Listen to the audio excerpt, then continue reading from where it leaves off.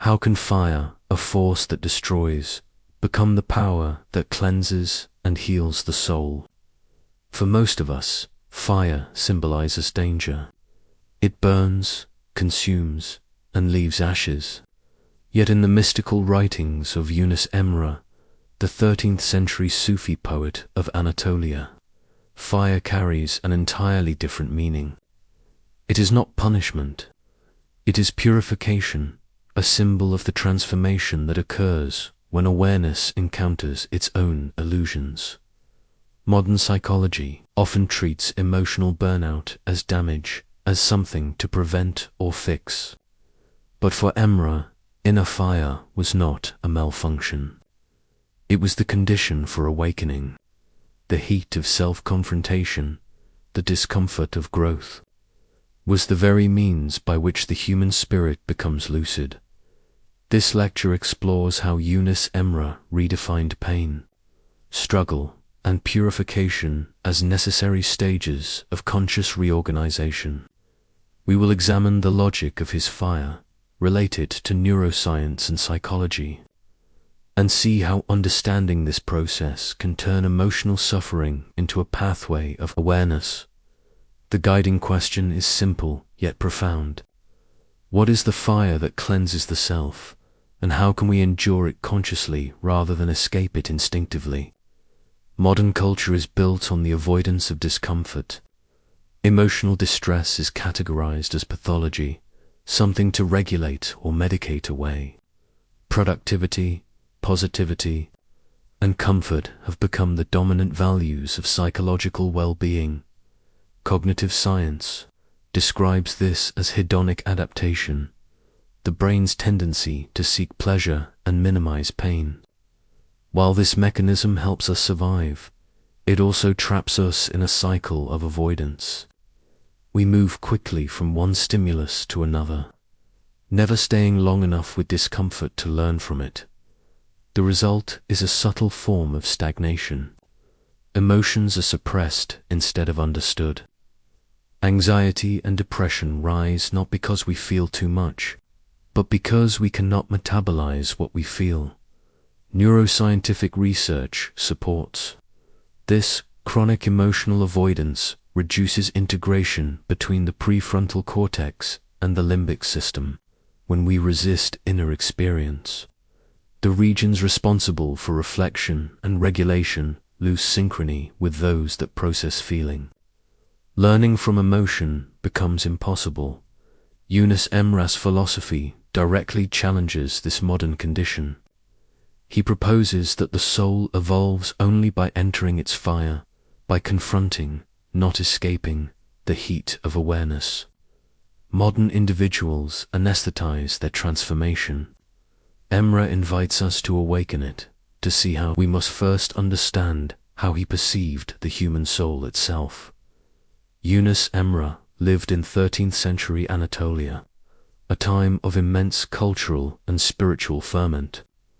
A contemporary of Rumi, he expressed the mystical path not in scholarly Arabic or Persian, but in the plain Turkish of ordinary people.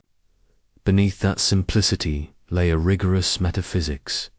His central premise was this: divine love, AGK, burns away illusion. What it consumes are not the body or the mind, but the layers of fear, pride, and separation that form the ego, he wrote. If you've never burned, you'll never understand. For him, understanding is not merely intellectual.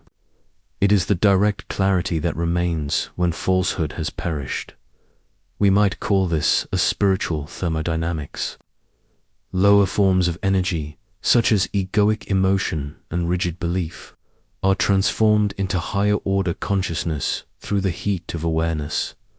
Unlike ritualistic asceticism, Emre's method is experiential. It requires remaining present amid inner intensity, until illusion dissolves on its own. He stands between Al-Ghazali's cool fire of divine love and Rumi's burning without smoke. Yet Emre's uniqueness lies in his emphasis on everyday endurance, on purification, through ordinary emotional honesty. Forehand. The soul is not cleansed by avoidance, but by conscious integration. In Emre's metaphysical language, fire signifies awareness under pressure, consciousness intensified by friction. When false identity meets truth, friction arises. This friction produces heat, the experiential feeling of tension, guilt, or confusion that signals the dissolution of illusion. In psychological terms, this corresponds to cognitive dissonance, the discomfort that occurs when beliefs conflict with reality. While the mind resists it, this dissonance is the very mechanism of learning and moral growth. Neuroscience identifies a key player here: the anterior cingulate cortex, the brain's error monitoring system. It activates when expectations fail, prompting us to update our models of reality. Without this inner heat, there would be no adaptation. Emre's wisdom was to reinterpret that signal. The burning you feel is not the soul's destruction. It is the light produced by confronting suffering consciously. In modern terms, awareness expands, not by eliminating discomfort, but by remaining attentive within it. The fire is not the enemy, it is the temperature at which falsehood melts into understanding. Every fire requires something to consume. For Emre, that fuel is the ego, the collection of attachments, fears, and self-images that define the I. The more rigid these attachments, the hotter the fire must burn to release them. We might recognize this in life's crises: the loss of control, failure, or humiliation that dissolves pretension and reveals simplicity. Modern neuroscience offers a parallel. During deep meditation or mystical experience, activity in the default mode network, the region associated with self-referential thought, temporarily decreases. This phenomenon, called ego dissolution, often coincides with a sense of unity and clarity. The pain of this process is psychological restructuring. Old narratives collapse before new integration emerges. Similarly, the brain undergoes neural pruning, eliminating outdated connections to build efficiency and coherence. Emre's message aligns perfectly. What dies in the fire is not the self, but the illusion of separateness. The ego's burning releases the oxygen of presence. His moral instruction is concise: let what is false burn, so what is real can breathe. Once the ego's fuel is spent, what remains is what Emre called the clear flame. Emre describes the purified soul as a flame that gives light but does not burn. This paradoxical image captures a psychological equilibrium. After the friction of self-confrontation, awareness stabilizes. It no longer reacts to every stimulus. It illuminates without being consumed. In contemporary psychology, this parallels emotional regulation, the ability to experience intense emotion without losing composure. From a neuroscientific perspective, mindfulness training produces similar effects. The amygdala, responsible for fear and reactivity, becomes less excitable, while prefrontal regions responsible for control strengthen. Emre's teaching is thus not mystical escapism. It is the rational outcome of deep integration. The purified self is not numb. It is coherent. Its energy no longer fluctuates between attraction and aversion. He writes, "The lover burns, but his burning is joy." To burn with joy means to sustain awareness, even within difficulty, to convert raw emotion into lucid understanding. The clear flame does not destroy. It reveals: can awareness become so refined that even suffering turns luminous? For Emre, that is the definition of maturity. Every fire follows a vector. It consumes according to what it loves. For Emre, Love is what gives the flame its direction and purpose. Fire without love destroys. Fire with love, Purifies.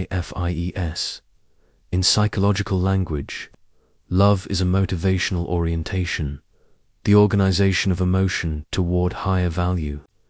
When suffering is oriented toward meaning, it integrates rather than fragments. The psychiatrist Viktor Frankl observed this in Holocaust survivors. Those who framed suffering in terms of purpose showed remarkable resilience. He called this logotherapy, healing through meaning. Emre anticipated the same principle centuries earlier. The heart that loves God burns, he said, but its ash becomes prayer. In modern neuropsychology, love's reorganizing power is measurable. When pain is reframed as purposeful, dopamine and oxytocin circuits activate, creating a state of coherent engagement rather than despair. Love, then, is the intelligence of the flame, the force that transforms raw chaos into luminous order. The self reorganizes, not around fear, but around truth. Emre's philosophy reveals a deeper logic. Burning is not optional. It is built into the structure of consciousness itself. Whatever is unreal must perish for what is real to appear. This is not a moral law, but an ontological one, similar to the principle of entropy reduction in complex systems. For a system to evolve into higher order, it must release stored energy. It must burn. In spiritual terms, purification is not punishment but natural correction. Pain arises only where there is resistance to truth. When resistance dissolves, peace follows spontaneously. From a psychological perspective, distress marks the gap between perception and reality. The wider the gap, the more intense the fire required for realignment. Emre summarized it succinctly. The one who runs from the fire runs from himself. The rational conclusion is striking. The fire is the cognitive cost of awakening, the energetic price of coherence. Without this combustion, awareness would remain static, orderly perhaps, but lifeless. How does this translate into modern practice? Emre's method can be understood as conscious endurance with awareness and love, a discipline of remaining present within one's own emotional fire. In psychological terms, this process has clear parallels. Mindful exposure, as used in exposure-based therapies, consciously approaching rather than avoiding painful stimuli, retrains fear circuits, self-inquiry, observing beliefs that generate tension when challenged, a form of metacognitive awareness.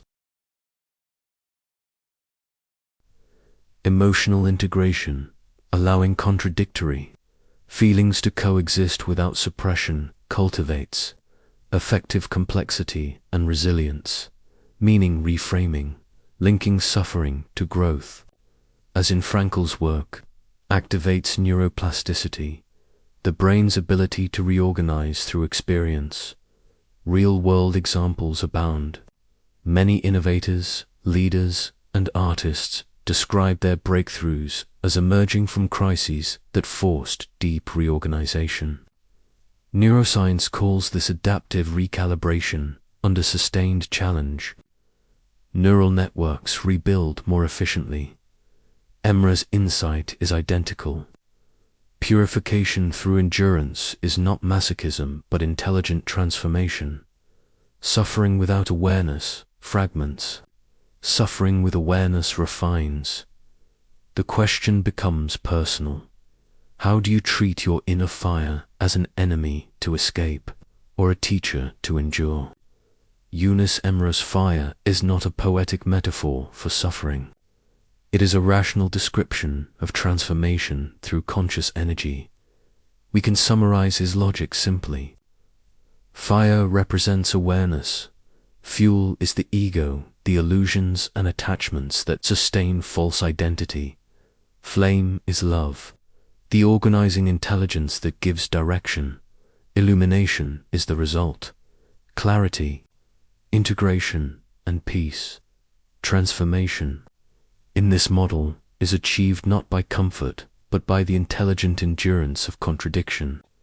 Neuroscience confirms the same principle. Emotional growth requires tension and reintegration. To be human, in Emre's view, is to burn intelligently, to allow what is false to perish so that understanding may live. The soul's fire is not a punishment to escape, but a process to understand. Only what cannot burn is real.